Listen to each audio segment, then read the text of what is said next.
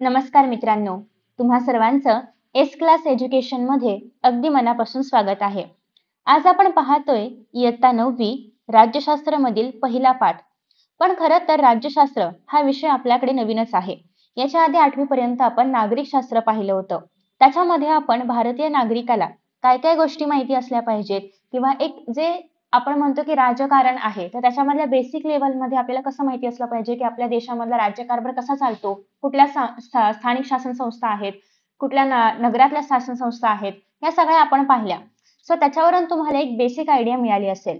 पण आता आपण बघणार आहोत की आपल्या देशासोबतच पूर्ण जगामध्ये एक राजकारण कसं होतं किंवा पूर्ण जगामधल्या कुठल्या राजकीय घटना घडत होत्या आणि त्याच्यामध्ये भारताची भूमिका काय होती, हे सगळं आपण का शिकतोय. म्हणजे कुठलीही गोष्ट करण्याआधी का असा प्रश्न पडतोच ना. तर हे सगळं आपण का शिकतोय, कारण आता तर आपण ठीक आहे 9वी मध्ये आहोत, उद्या 10वी मध्ये असाल, उद्या म्हणजे एका वर्षाने 10वी मध्ये असाल, त्यानंतर तुम्हाला 11वी-12वी नंतर एक अधिकार मिळेल, तो म्हणजे मतदानाचा अधिकार, मतदानाचा हक्क मिळेल. मग तो मिळाल्यानंतर आपण मतदान करू शकतो. पण त्याआधी हे तर माहिती पाहिजे की आपला भारत नेमका आहे काय, आपल्या भारताची राजकीय स्थिती काय आहे, किंवा आपण मतदान करत असताना कोणत्या गोष्टी लक्षात ठेवल्या पाहिजेत आणि एक भारताचा सुजाण नागरिक म्हणून आपण आपलं वर्तन कसं असलं पाहिजे, आपण आपल्या देशाप्रती कसं वागलं पाहिजे, आपला देश आपल्याला काय हक्क देतो, आपलं संविधान आपल्याला काय अधिकार देतं, काय हक्क देतं, हे सगळं आपल्याला माहिती असलं पाहिजे. आणि त्यासाठी हा विषय खूप महत्वाचा आहे. खरं तर याच्यामध्ये अजून बऱ्याचशा गोष्टी आहेत, पण आता सुरुवातीला एवढं पुरेसं आहे. मग आता सुरुवातच आपण करणार आहोत ती म्हणजे महायुद्धोत्तर राजकीय घडामोडी. तुम्ही कधी ऐकलंय का की आता बघा बऱ्याचदा असं म्हणतात की आता जर तिसरं महायुद्ध झालं तर ते पाण्यासाठी होईल, कोणी कोणी म्हणते की सायबर सिक्युरिटीसाठी होईल. म्हणजे याचा अर्थ काय की ऑलरेडी 2 महायुद्ध झालेली आहेत. मग ती जी 2 महायुद्ध आहेत त्याबद्दल आपल्याला थोडीफार माहिती असेल किंवा नसेल तरीही आपण या पाठामध्ये घेणार आहोतच, डोंट वरी. सो बेसिकली ही जी महायुद्ध झाली होती, आता कुठलंही युद्ध झालं, घरामध्ये पण बघा बहीण भावाची लढाई लढाई होते, युद्ध म्हणूया आपण त्याला होतं. त्याच्यानंतर एक शांतता असते, कोणी कोणाशी बोलत नाही, थोड्या काळासाठी अबोला असतो, म्हणजे घरामध्ये पण असे काही परिणाम होतात. तर एका मोठ्या स्केलवरती जेव्हा युद्ध होईल तेव्हा किती प्रचंड परिणाम होऊ शकतात त्या देशावरती, त्या देशातल्या लोकांवरती, त्याच्या आसपासच्या देशावरती. तर या सगळ्या गोष्टी आपल्याला महायुद्धोत्तर राजकीय घडामोडी याच्यामध्ये बघायच्या आहेत. या ठिकाणी तुम्हाला बाजूला नोट्स बघायला मिळतात, जे मी टेलिग्रामवरती अपलोड करणार आहे. आय होप सगळ्यांनी टेलिग्राम चॅनल जॉईन केलं असेल. आणि इथे आपल्याकडे आपलं टेक्स्टबुक आहे, आपण दोन्हीमधूनही अभ्यास करणार आहोत. या नोट्समध्ये मी सगळं इन्क्लूड केलेलं आहे, जेणेकरून तुम्हाला एक्झामच्या आधी सगळं उपयोगी पडेल. ठीक आहे. पण सोबतच आपण पुस्तक पण बघणार आहोत, कारण अर्थात आपण पहिल्यांदा हा चॅप्टर शिकतोय. सो फक्त महत्वाचे मुद्दे नाही तर सगळेच मुद्दे आपल्याला कळले पाहिजेत. ठीक आहे. So let us start. यामागील इयत्तांच्या नागरिकशास्त्राच्या पाठ्यपुस्तकामधून आपण स्थानिक शासन संस्था, सगळ्यांना आठवत आहे का ते ग्रामीण स्थानिक शासन संस्था कशी असते, ग्रामपंचायत असते, मग काय असतं, मग काय असतं. आय होप सगळ्यांना आठवत आहे, कारण हा भाग पुन्हा शिकायला येणार नाही तुम्हाला किंवा पुन्हा परीक्षेतही नाही विचारला जाणार, पण तुमच्या रिअल लाईफ मध्ये तुम्हाला हे खूप उपयोगी पडणार आहे. नेक्स्ट आहे भारताचे संविधान आणि आपल्या देशातील राज्य पद्धती आणि शासनाची रचना याचा अभ्यास आपण केला.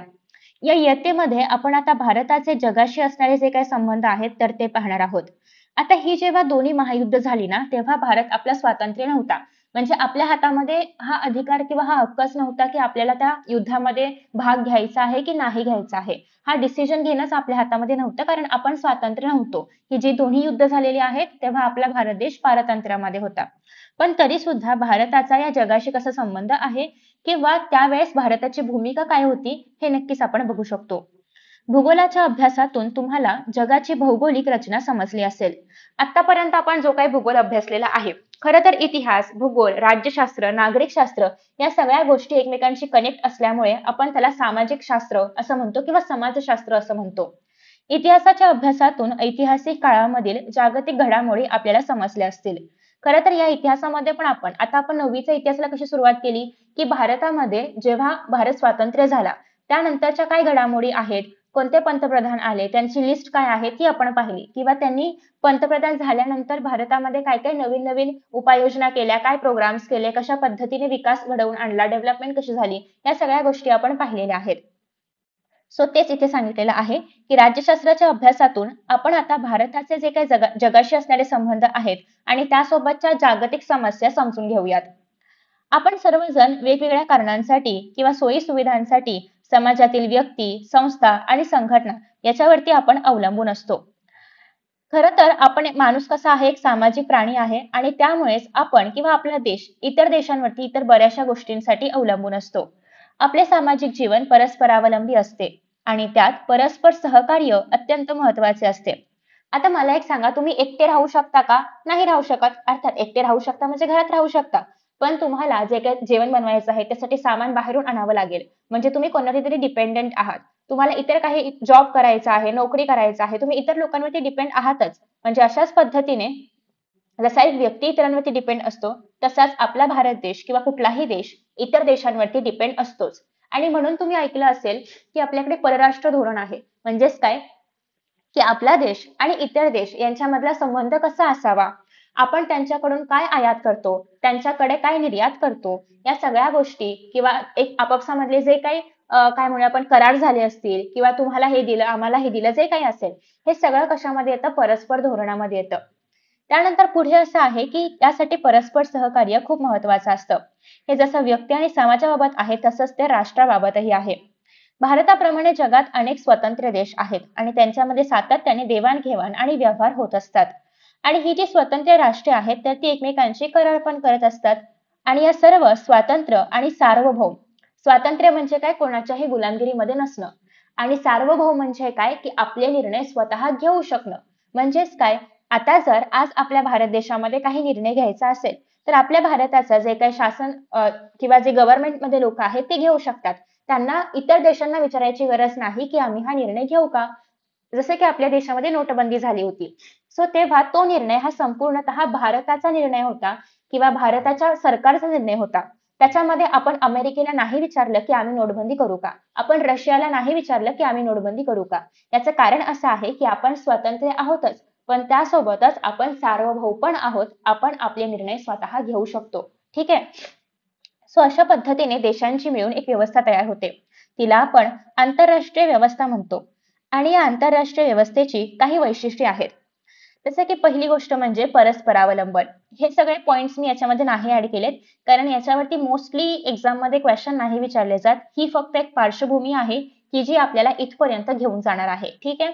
सो त्याच्यामुळे मी हे काही नोट्स मध्ये नाही ऍड केलं. इफ यू वॉन्ट तुम्ही याला असं हायलाइट करून ठेवू शकता आणि एक्झामच्या आधी फक्त हे शब्द वाचून जा. जर काही आलंच तर तुम्ही मनाने पण लिहू शकता. ठीक आहे. सो जगामधले सर्वच देश कोणत्या ना कोणत्या कारणांसाठी परस्परांवरती अवलंबून असतात. राष्ट्र कितीही मोठं असलं, तुम्ही अमेरिका जरी घेतलं तरी अमेरिकेमध्ये सगळ्याच गोष्टी तिथे तिथे बनत नाहीत. अमेरिकेला पण बऱ्याचशा गोष्टींसाठी इतर देशांवरती अवलंबून राहावंच लागतं. सो कितीही मोठं राष्ट्र असलं, कितीही समृद्ध असलं, कितीही विकसित असलं, तरी ते कधीच सर्व बाबतीमध्ये स्वयंपूर्ण असू शकत नाही. मोठ्या राष्ट्रांनाही अन्य त्यांच्यासारख्याच मोठ्या किंवा लहान छोट्या राष्ट्रांवरती अवलंबून राहावं लागतं. आणि म्हणूनच परस्परावलंबन हे आंतरराष्ट्रीय व्यवस्थेचे म्हणजेच आजच्या जगातील व्यवस्थेचे एक अत्यंत महत्वाचं असं वैशिष्ट्य आहे. काही प्रश्न तुम्हाला पडले असतील की व्यक्ती आणि राष्ट्र यांच्या परस्परावलंबनामध्ये काय फरक असतो. आता सपोज की मला एखादी गोष्ट बाहेरून विकत आणायची आहे, तर मी त्या दुकानदारावरती अवलंबून आहे, त्याच्याकडून मी ती वस्तू आणली, पैसे दिले, विषय संपला. पण राष्ट्रांमध्ये हे इतकं इझी नाहीये. याच्यामध्ये कुठल्या देशाकडून काय आयात करायचं, फॉर एक्झाम्पल आपल्याला जर खनिज तेल हवं आहे तर मग ते आपल्याकडे काय काय ऑप्शन्स आहेत. आपण अरेबियन कंट्रीज मधून घेऊ शकतो, इव्हन आपण काही बहुतांश गोष्टी रशियाकडून पण घेऊ शकतो, काही आपण इतर देशांमधून पण घेऊ शकतो. सो कुठल्या देशाकडून काय घ्यायचं, आपण त्यांना काय द्यायचं, त्याची प्राइस काय असणार आहे किंवा त्याची जी काही पैशांची देवाणघेवाण आहे ती कशी असणार आहे, या सगळ्या गोष्टींबाबत प्रत्येक गोष्टी लिहून ठेवल्या जातात. प्रत्येकाचा करार असतो. तर या सगळ्या गोष्टी थोड्याशा त्याच्यामध्ये चेंजेस होऊ शकतात. श्रीमंत देश आणि गरीब देश अशी विभागणी असते का, तर श्रीमंत देश गरीब देश असं आपण म्हणायला म्हणू शकतो, पण ऍक्च्युली ते विकसित देश, अविकसित देश, विकसनशील देश अशा पद्धतीने आपण विभागणी करू शकतो. ती जास्त योग्य आहे. देशाचा कारभार जसा संविधानाच्या आधारे चालतो तसे जागतिक पातळीवरती एखादे संविधान असते का, याचं उत्तर तुम्हाला याच पाठामध्ये मिळणार आहे. आंतरराष्ट्रीय व्यवस्थेमध्ये सर्वोच्च स्थान कोणाला असतं हे पण आपण या पाठामध्ये पुढे बघणार आहोत. आता बघा, मी आताच तुम्हाला सांगितलं की देशांना एकमेकांवरती अवलंबून राहायचं असतं, मग त्यासाठी परराष्ट्र धोरण असतं. ते नेमकं काय आहे ते आता आपण बघणार आहोत. प्रत्येक राष्ट्र आपल्या अंतर्गत व्यवहारांसाठी त्याचप्रमाणे अन्य राष्ट्रांशी कसे व्यवहार करावेत, त्यांच्यासोबत धोरण कसं असावं, हे सगळं आपण परराष्ट्रीय धोरणामध्ये ठरवतो. सो परराष्ट्र धोरण या धोरणाला भारताच्या परराष्ट्र धोरणाचा आपण अधिक विस्ताराने अभ्यास पुढच्या पाठामध्ये करणार आहोत. आता बघा, महायुद्ध बघण्याआधी हे महायुद्ध नेमकं कुठल्या शतकात झालं, त्याच्या आधीची परिस्थिती काय होती हे थोडक्यात आपण जाणून घेऊया. आज आपण ज्या जगामध्ये राहत आहोत ते अनेक घटना, घडामोडी या सगळ्यातून आकारास आलं आहे. आणि म्हणूनच आपण जेव्हा आपलं आजचं जग समजून घेणार आहोत त्याच्या आधी काय काय इतिहासामधल्या गोष्टी आहेत त्या आपल्याला माहिती असल्या पाहिजेत. मागच्या शतकामध्ये 2 महायुद्ध झाल्याचे आपणास माहित आहे. आणि ही जी 2 महायुद्ध आहेत तर ती जगाच्या इतिहासामधल्या खूप महत्त्वाच्या घटना आहेत. आणि या घटनांमुळेच किंवा या महायुद्धांमुळेच जग बदललं गेलं, नवीन प्रवाह आले, नवीन विचार आले आणि त्यामुळेच ती महायुद्ध का झाली, कधी झाली, त्याचे परिणाम काय झाले हे सगळं जाणून घेणं खूप महत्त्वाचं आहे. So basically let us start with पहिलं महायुद्ध. 1914 ते 1918 मध्ये पहिले महायुद्ध झाले. युरोप खंडातील महत्त्वाचे देश यामध्ये सामील झाले होते. एकूणच काय तर आंतरराष्ट्रीय किंवा जागतिक व्यवस्थेमध्ये युरोपाला या काळामध्ये फार महत्त्व होते. पहिले महायुद्ध खूप मोठ्या प्रमाणावर जीवित आणि वित्तहानी झाली. आता हे असं का बरं म्हटलेलं आहे की पहिल्या महायुद्धामध्ये जीवित आणि वित्तहानी का बरं झाली, तर याचं कारण असं होतं की तेव्हा एकतर सगळ्यांकडे शस्त्र वगैरे अशी काही नव्हती. सो इतकं विकसित हे नव्हतं. आता जसं की आपण पाहायचं म्हटलं तर आता आपल्याकडे खूप मोठे मोठे रणगाडे आहेत, इव्हन सॅटेलाइट्स आहेत, सगळ्या गोष्टी आहेत. पण तेव्हा इतकं विकसित असं काही नव्हतं. आणि त्यामुळे या युद्धामध्ये जे काही लोक सहभागी झाले होते त्यांचं खूप मोठ्या प्रमाणात, लोक म्हणजे राष्ट्र बेसिकली, जे राष्ट्र सहभागी झाले होते त्यांचं खूप मोठ्या प्रमाणामध्ये आर्थिक नुकसान पण झालं.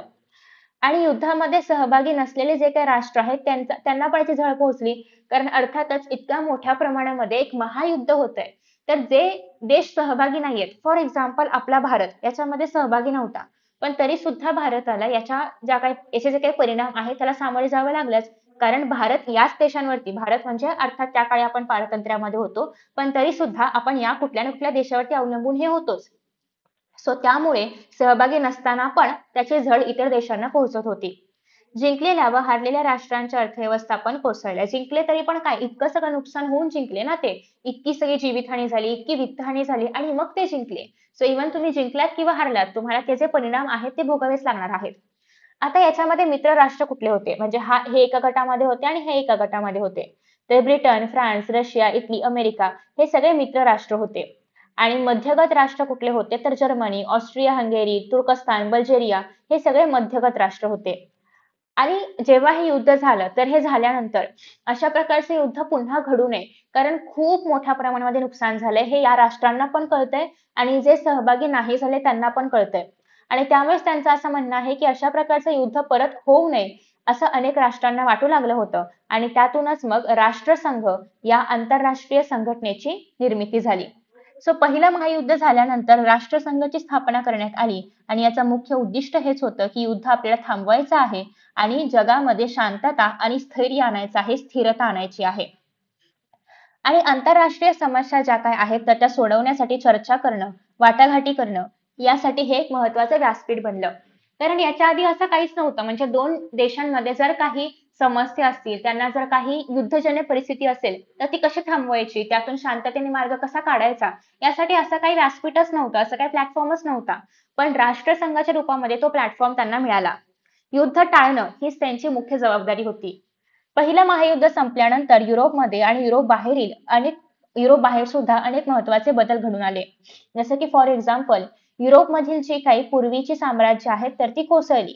म्हणजे अर्थातच जसं की आपल्यावरती ब्रिटिशांचं राज्य होतं त्याप्रमाणे युरोपमध्ये पण वसाहती होत्या, त्याच्यामध्ये पण अनेक लहान लहान साम्राज्य होती ती सुद्धा कोसळली गेली. कारण कुणाकडेच आता इतकं पैसे किंवा इतकं मनुष्यबळ असं नाहीच आहे की ते परत नव्याने उभं राहू शकतील.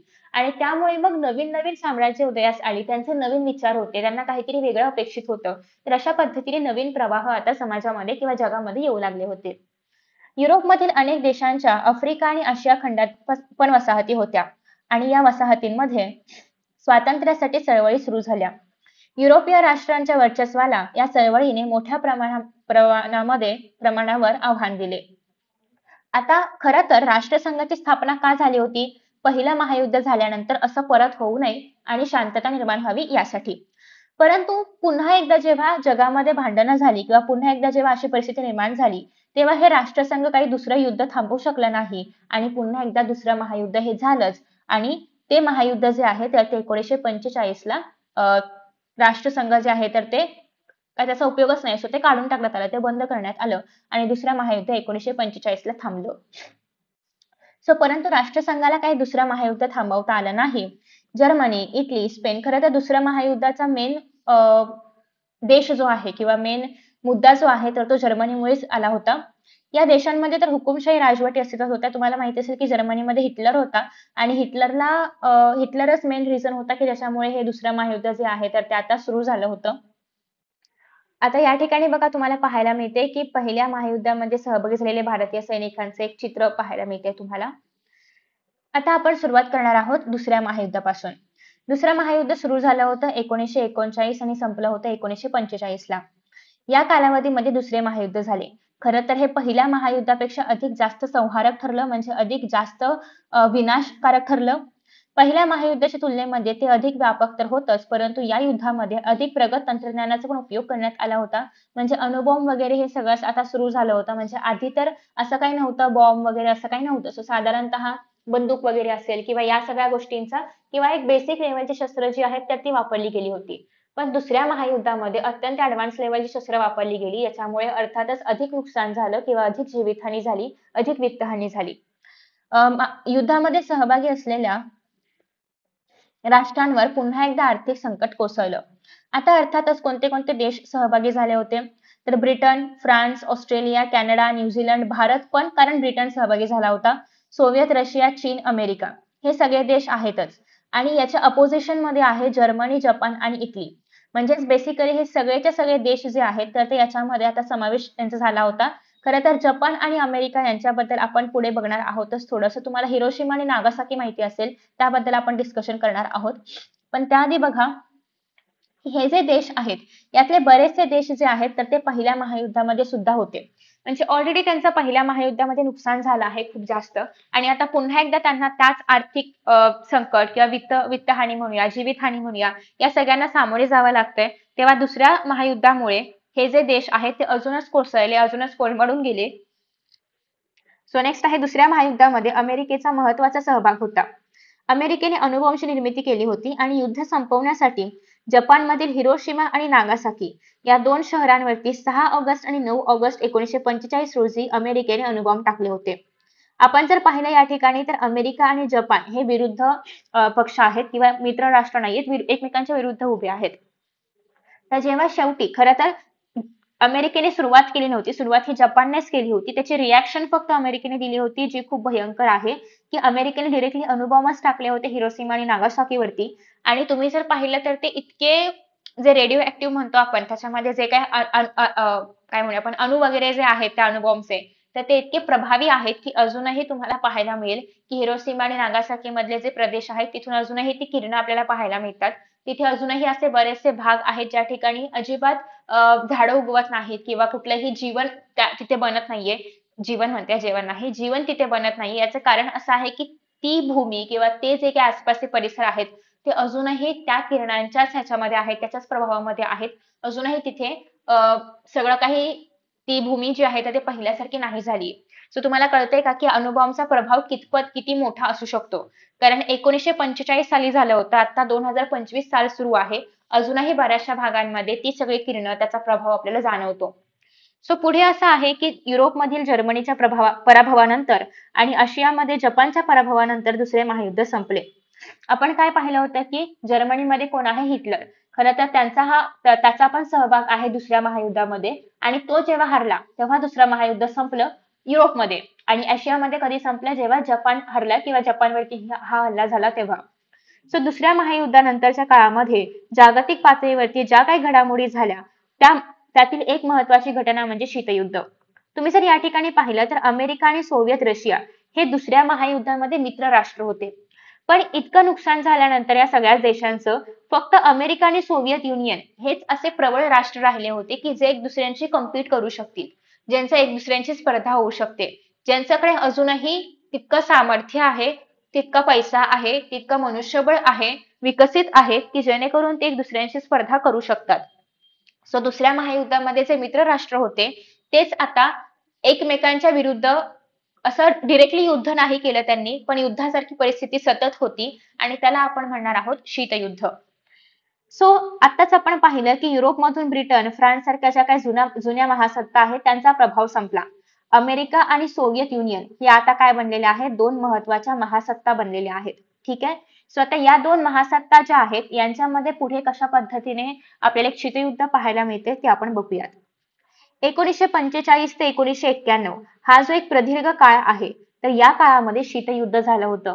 म्हणजे युद्ध नाही झालं, जसं की आपण बघतोय पहिल्या महायुद्धामध्ये शस्त्र घेऊन राष्ट्र आपापसामध्ये युद्ध करतायत, जीवितहानी होते, वित्तहानी होते. सो बेसिकली असं क्लिअरली युद्ध नाही झालं, म्हणून तर त्याला आपण शीतयुद्ध म्हणतोय.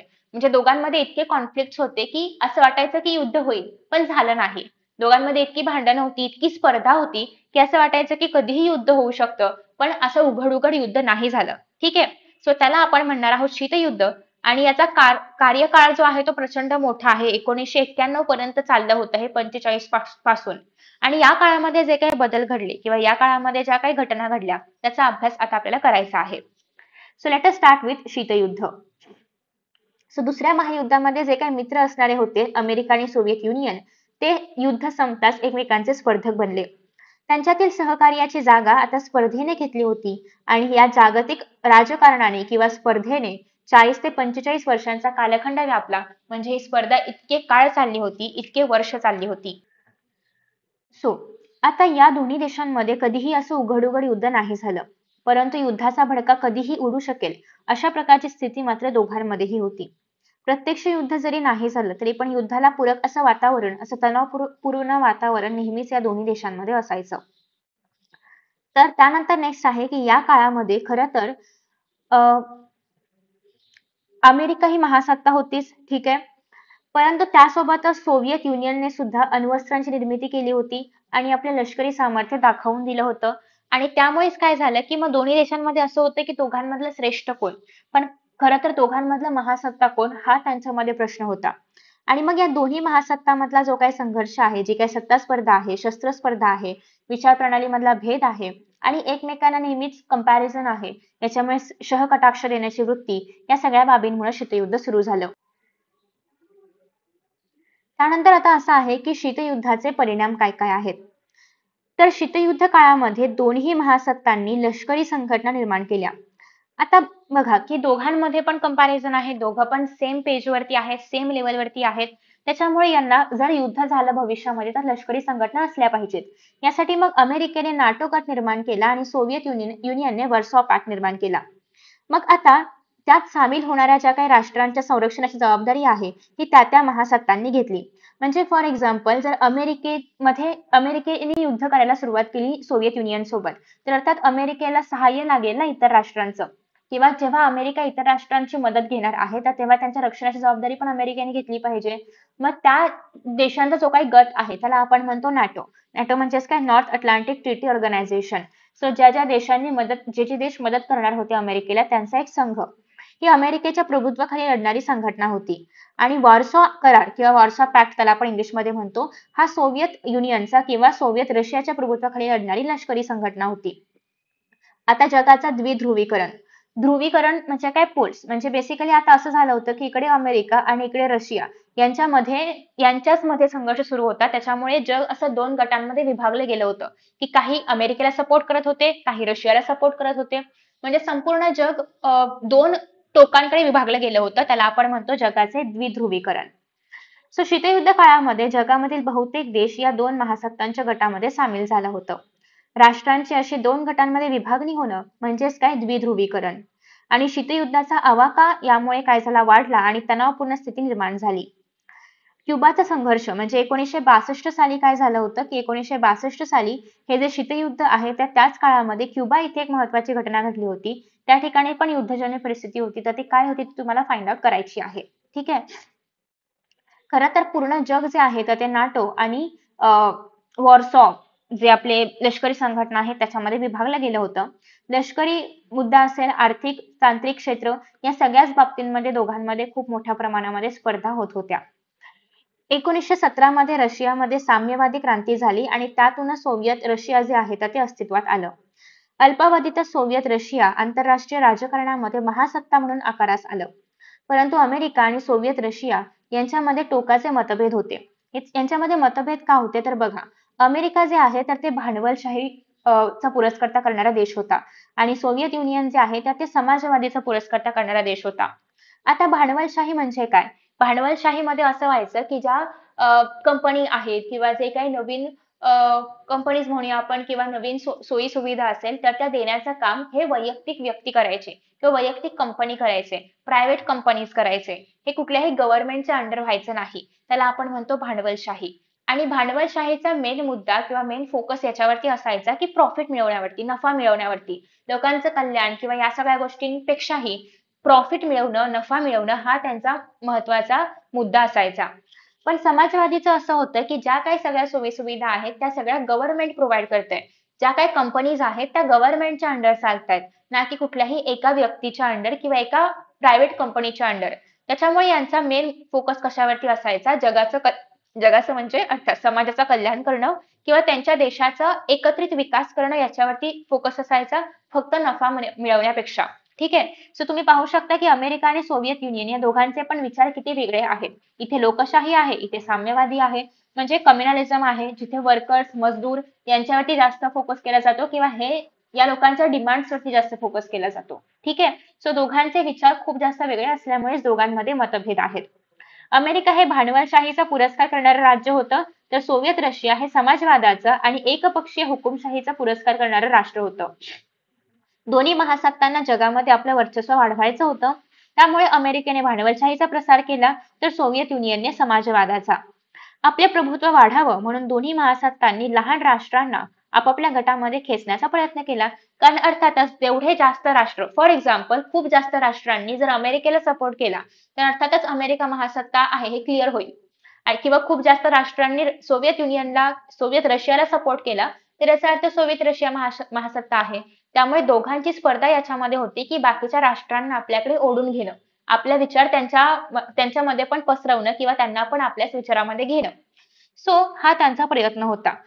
परिणामी युरोपाचे वैचारिक पातळीवरती विभाजन झालं. म्हणजे ज्या देशांना हे पटलं ते अमेरिकेच्या ह्याच्यामध्ये गेले, अमेरिकेच्या काय म्हणूया आपण अंडर गेले, आणि ज्या देशांना साम्राज्यवाद किंवा समाजवाद पाहिजे होता ते देश सोव्हिएत युनियनला सपोर्ट करू लागले. सो पश्चिम युरोप आणि तेथील देश अमेरिकेच्या गटामध्ये सामील झाले, तर पूर्व युरोपकडचे जे काही देश आहेत तर ते सोव्हिएत युनियनच्या गटामध्ये सामील झाले.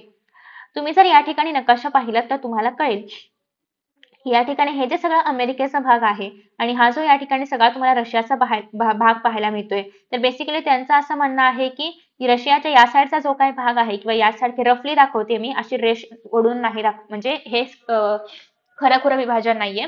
रफली मी तुम्हाला हे सांगते की या भागामधले जे काही राष्ट्र होते तर ते मोस्टली अमेरिकेच्या संघामध्ये गेले आणि या भागामधले जे काही राष्ट्र होते त्यातले काही राष्ट्र रशियाच्या संघामध्ये गेले.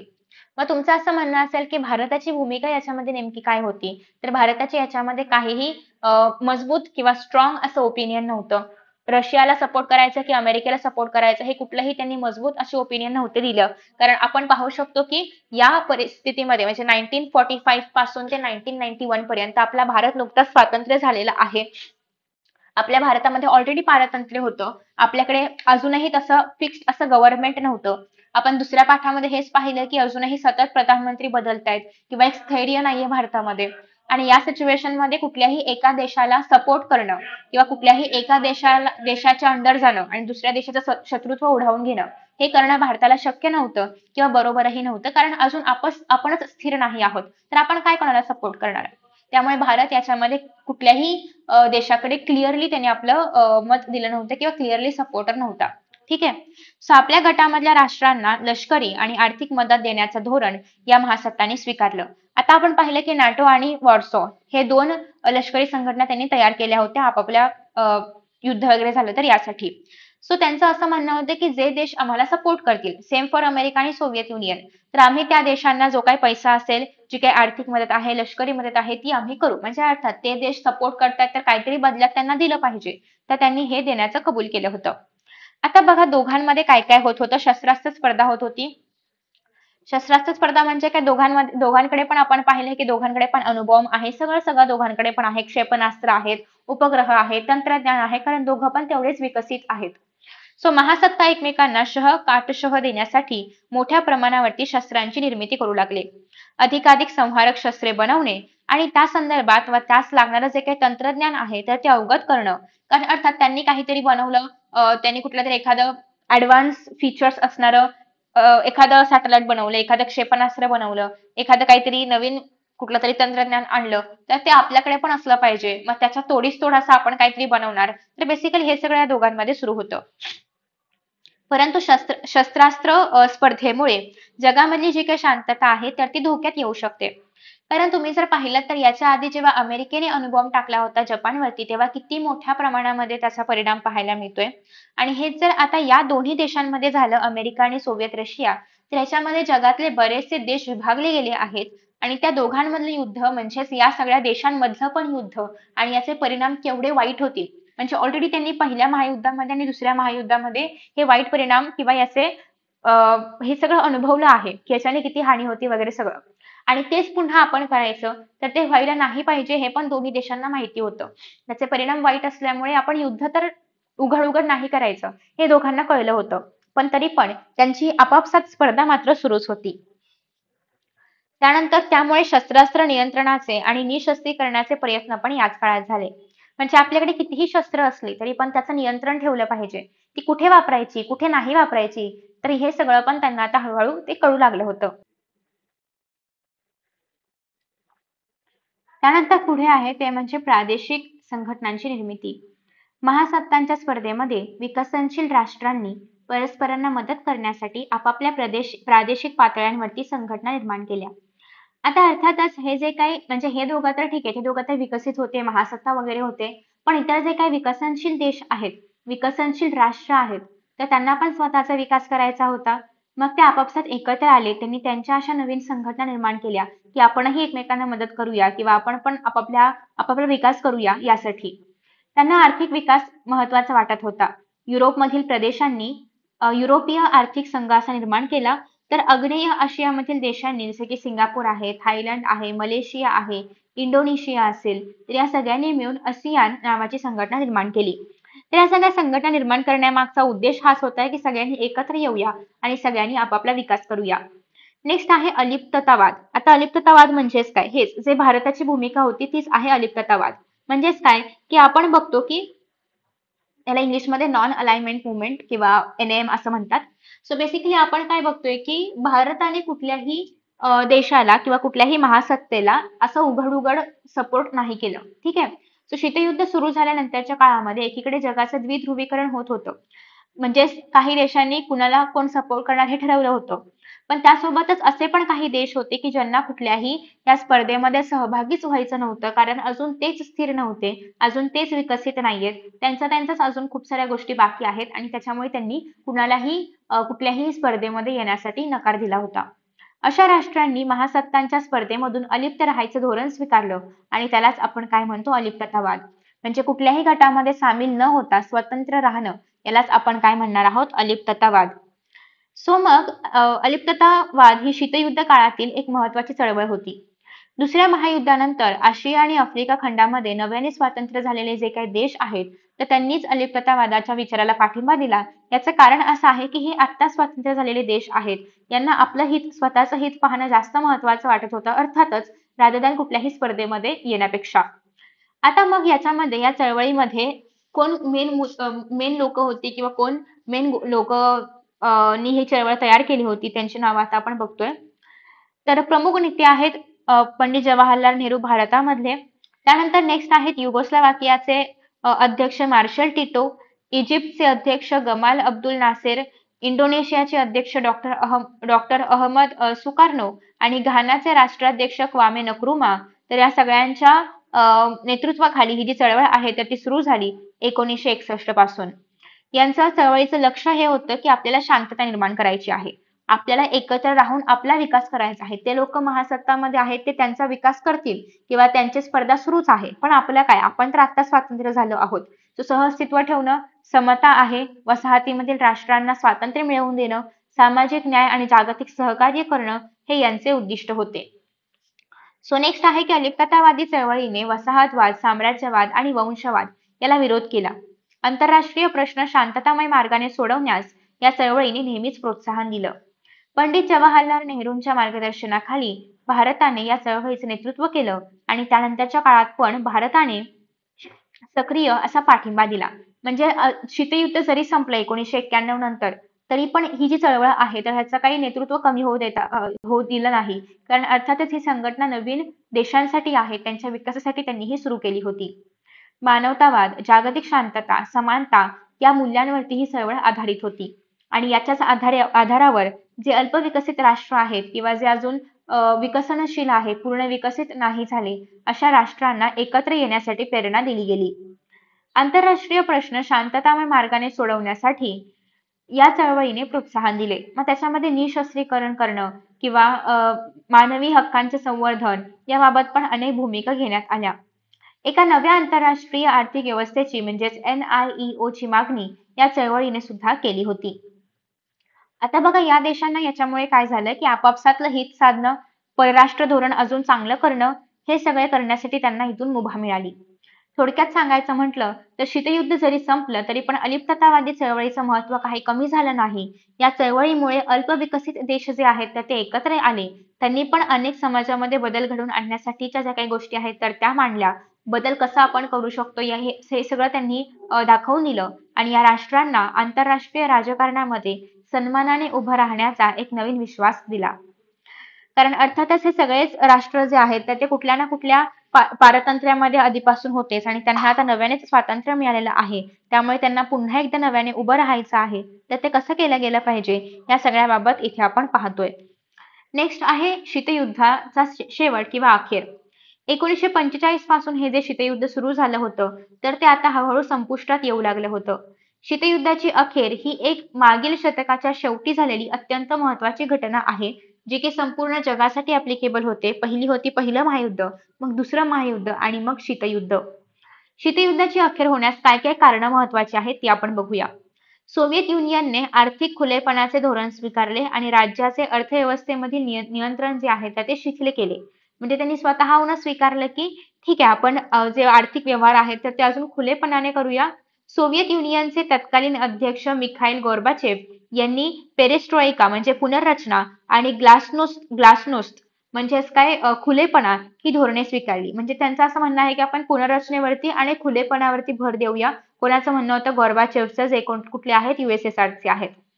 आणि मग त्यामुळे काय झालं की जी माध्यमांवरील नियंत्रण आहेत तर ती कमी झाली. म्हणजे अणुशस्त्र, अणुबॉम्ब, स्पर्धा, सत्ता या सगळ्यांपेक्षाही आपण पुनर्रचना म्हणजेच पेरेस्ट्रॉइका आणि ग्लासनोस्ता म्हणजेच खुलेपणा याच्यावरती भर दिला पाहिजे. अशा राजकारणावरती भर दिला पाहिजे.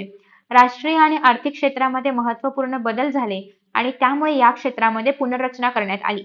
आणि पुनर्रचनेनंतर काय झालं खरं तर रशिया जे इतका मोठा एक संघ होता तर त्याच्यामध्ये पण बरेचसे लहान देश जे आहेत ते निर्माण झाले.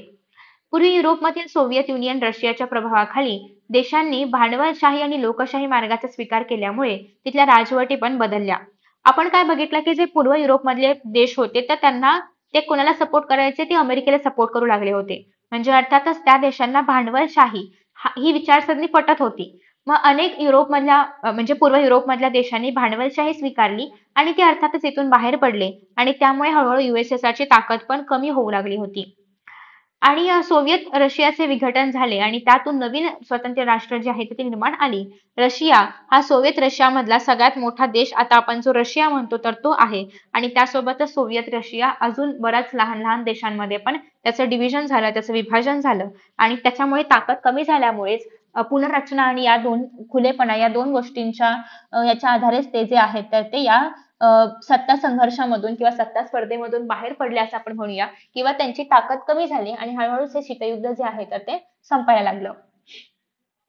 त्यानंतर नेक्स्ट आहे मग आता हे झाल्यानंतर आता जर एक सांगा की USSR आणि अमेरिका यांच्यामध्ये स्पर्धा होती. USSRचं जेव्हा अशा पद्धतीने काय म्हणूया आपण की हे सगळे आपण बाहेर पडण्याचे कारण बघितले शीतयुद्धामधून. मग त्यानंतर अमेरिका हा एकमेव महासत्ता असणारा देश जो आहे तर तो बनला गेला. युरोपियन संघ, चीन, भारत अशा नव्या शक्तींचा पण उदय झाला.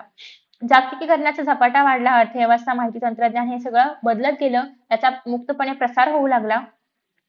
1989 आणि 1991च्या काळामध्ये बर्लिनमध्ये भिंतीचा पाडाव करण्यात आला आणि त्यामुळे युरोपमध्ये जी काही समाजवादी सरकार आहे त्यांचा पण अंत झाला.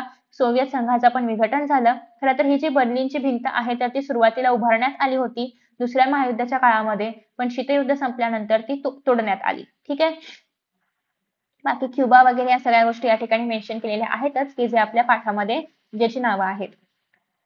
युद्धाचा फोलपणा या विषयावरती निबंध लिहा आणि त्यासाठी काही मुद्दे दिले आहेत की कोणत्याही समस्या चर्चा आणि वाटाघाटीने सोडवता येतात. आता बघा की सोव्हिएत युनियन आणि अमेरिका यांच्यामध्ये असं काही खूप मोठे कॉन्फ्लिक्ट किंवा भांडणं असं काही नव्हतं. त्यांच्यामध्ये फक्त आपण म्हणूया की जेलसी होती की कोण महान आहे, कुणाला महासत्ता बनता येईल वगैरे, आणि त्यामुळे शीतयुद्ध जे आहे तर त्याच्यासारखा प्रसंग निर्माण झाला. पण याच्या आधीचे जे काही प्रश्न होते ते पहिल्या महायुद्धाच्या काळामधले असतील, दुसऱ्या महायुद्धाच्या काळामधले असतील, तर ते प्रश्न पण राष्ट्रांनी एकत्र येऊन बोलून किंवा काही विचार वगैरे करून सोडवता आले असते. त्याच्यामुळे युद्ध करणंच गरजेचं होतं असं नाही. आणि भलेही युद्धामुळे त्या समस्या सुटल्या का, जर युद्धामुळे त्या समस्या संपल्या असत्या तर मग दुसरं महायुद्ध करण्याची वेळच नसती आली. याचा अर्थ युद्ध करून पण समस्या संपल्या जात नाहीत. त्यामुळे त्या बसून चर्चा करूनच सोडवण्याचा प्रयत्न केला पाहिजे. उलट त्या युद्धामुळे काय झालं, विकासाला खीळ बसते. आता इतकं मोठ्या प्रमाणावर नुकसान झालं. जे काही त्यांनी डेव्हलपमेंट केली असेल, जो काही पैसा त्या देशाने कमावला असेल तो सगळा त्या युद्धांमध्ये खर्च झाला. एवढं सगळं नुकसान झालं आणि त्याचा आउटपुट काय, तर काहीच नाही. म्हणजे नुकसान हाच आउटपुट आहे. मग त्यापेक्षा युद्धाचा फोलपणा असं आपण त्याला म्हणू शकतो. आता शीतयुद्धानंतरचं जग कसं होतं. सोव्हिएत रशियाच्या विघटनाबरोबर शीतयुद्ध जे आहे तर ते संपलं. म्हणजे साधारणतः 1991 मध्ये हे शीतयुद्ध संपलं आणि त्याच काळामध्ये आपल्या भारतामध्ये पण जागतिकीकरण, व्ही.पी. नरसिंहराव वगैरे हे सगळं यांचं प्रधानमंत्री त्यांचा काळ सुरू होता. अटल बिहारी वाजपेयी पण त्या काळामध्ये पंतप्रधान होऊन गेले होते. तर अशा पद्धतीने हा जो काही काळ आहे तर या काळामध्ये भारतामध्ये काय काय घडत होतं हे सगळं तुम्हाला दुसऱ्या पाठामध्ये पाहायला मिळणार आहे. म्हणजे इतिहासाच्या दुसऱ्या पाठामध्ये. नेक्स्ट आहे जागतिक राजकारणामध्ये अमेरिका ही एकमेव महासत्ता झाली आता. ठीक आहे. दुसरं असं आहे की राष्ट्रांमधले जे काही व्यापार आणि आर्थिक संबंध आहे तर ते वाढू लागले, अजून अनुकूल होऊ लागले. भांडवल, श्रम, बाजारपेठ, माहिती या सगळ्या गोष्टींमध्ये, या सगळ्याच क्षेत्रांमध्ये विकास होऊ लागला. सर्वच राष्ट्रांनी व्यापारी संबंधांना प्राधान्य देण्याचे ठरवले आणि इतर राष्ट्रांना मदत करायची कल्पना मागे पडली. म्हणजेच काय असं झालं की आतापर्यंत आपण पाहत होतो की जे इतर राष्ट्र आहेत तर ते एकमेकांना मदत करतायत किंवा एकत्र विकास करणं वगैरे या सगळ्या गोष्टी सुरू आहेत. पण आता असं झालं की पुन्हा एकदा व्यापार हाच मेन मुद्दा बनला की जिथे बेनिफिट मिळेल तिकडे जायचं. त्याऐवजी आर्थिक संबंध प्रस्थापित करणं हे जास्त महत्वाचं होऊ लागलं. प्रत्येक म्हणजेच पूर्वी आपल्या विरोधामध्ये एखाद्या देशाला शत्रू राष्ट्र संबोधण्याऐवजी स्पर्धक राष्ट्र ही संकल्पना पुढे आली. म्हणजे आता मगाशी आपण म्हटलं की पहिल्या महायुद्धामध्ये कोण मित्र राष्ट्र होते आणि कोण शत्रू राष्ट्र होते. पण आता शत्रू राष्ट्र न म्हणता, कारण आता काय आपण शस्त्र घेऊन युद्ध नाही करणार आहोत. सो त्यामुळे शत्रू शत्रू न म्हणता आता ते काय बनले, स्पर्धक राष्ट्र बनले. सो आपण म्हणू शकतो की जसं USSR आणि अमेरिका एकमेकांचे स्पर्धक होते त्याचप्रमाणे आता इतर राष्ट्रांमध्ये पण हे स्पर्धा वगैरे या संकल्पना ज्या आहेत त्या पुढे आल्या. संयुक्त राष्ट्रे आणि या संघटनेच्या जबाबदारीमध्ये वाढ झाली. जागतिक शांतता आणि सुरक्षितता टिकवण्यासाठी संयुक्त राष्ट्रांना अधिक ठोस प्रयत्न करावे लागत आहेत. पर्यावरण रक्षण, मानवी हक्कांची जोपासना, स्त्री पुरुष समानता, नैसर्गिक आपत्तीचा सामना या बाबतीमध्ये जागतिक स्वरूप प्राप्त झाले. त्यासोबतच आता इथपर्यंत आपण बघितलं की नेमकं शीतयुद्ध संपल्यानंतर काय काय घडलं. पण आपण एक शब्द वाचला होता इतिहासामध्ये, जागतिकीकरण. जागतिकीकरण म्हणजे काय, तर शीतयुद्ध जेव्हा संपलं त्यानंतर सगळं जग जे आहे तर ते एक झालं ना. म्हणजे शीतयुद्धामुळे ते जगाचं द्विध्रुवीकरण झालं होतं. पण शीतयुद्ध संपल्यानंतर आता सगळ्या जगाला माहितीच आहे की अमेरिका हा एकच महासत्ता आहे. त्याच्यामुळे कोणी कोणाला सपोर्ट करण्याचा प्रश्न येत नाहीये. सो त्याच्यामुळे अजून खुलेपणा आला समाजामध्ये, जगामध्ये. कोणाशीही आपण व्यापार करू शकतो. आपण आर्थिक संबंध कोणासोबतही निर्माण करू शकतो. यापूर्वी म्हटल्याप्रमाणे भांडवल, श्रम, बाजारपेठ आणि माहितीचे जगभर संचालन होऊ लागले. जगभरामध्ये लोकांमध्ये विचार, कल्पनांची पण देवाणघेवाण वाढली. तंत्रज्ञानामधली क्रांती झाली. यामुळे जगातल्या सगळ्याच घडामोडी आपापसात एकमेकांना कळू लागल्या. म्हणजे अमेरिकेमध्ये काय होते ते आज आपल्याला घर बसून कळतं. इतर देशांमध्ये काय होतंय तेही आपण घर बसून आपल्याला कळतं. सो बेसिकली अशाच पद्धतीने माहितीचा प्रसार जो आहे तर तो होऊ लागला होता. देशांच्या सीमारेषा पूर्वी इतक्या महत्व त्याला राहिलं नाही, पूर्वी इतकं महत्व नाही राहिलं होतं त्यांना. कारण सगळं जग आता जवळ आलं होतं. कोणीही कुठल्याही देशामध्ये जाऊन त्यांची परमिशन घेऊन त्या ठिकाणी कंपनी निर्माण करू शकतं, एम्प्लॉयमेंट निर्माण करू शकतं. सो बेसिकली अशा पद्धतीने अजून खुलेपणा आला. एक जागतिक बाजारपेठ सगळ्यांसमोर उघडी झाली. नेक्स्ट असं आहे की या सगळ्या गोष्टी ज्या आहेत त्यालाच आपण म्हणतो जागतिकीकरण. अर्थात हे सगळे आपण जागतिकीकरणाचे फायदे पाहिले, पण यासोबतच काही तोटे पण आहेत, की विविध राष्ट्रांना अर्थव्यवस्था परस्परांशी जोडल्या गेल्या, त्यामुळे व्यापार वाढलं, आर्थिक एकत्रीकरण वाढलं, बाजारपेठांमध्ये मुबलकता आली, पण त्यासोबतच गरीब श्रीमंत देश यांच्यामधली दरी अजून पण तशीच आहे. गरीब श्रीमंत म्हणजे हेच की विकसित देश, अविकसित देश, विकसनशील देश यांच्यामध्ये अजूनही त्याच प्रकारची दरी आहे. ते अजूनही त्यांच्यामध्ये ते काही अजून समान झालं नाहीये. या प्रकरणामध्ये 1945 पासून ज्या काही जागतिक घडामोडी घडल्या त्याचा आपण अभ्यास केला. शीतयुद्धामधलं जग कसं होतं, स्पर्धा कशा होत्या त्यांच्यामधल्या, निःशस्त्रीकरणाचा प्रयत्न वगैरे केला गेला, या सगळ्या गोष्टींचा अभ्यास आपण या पाठामध्ये केला.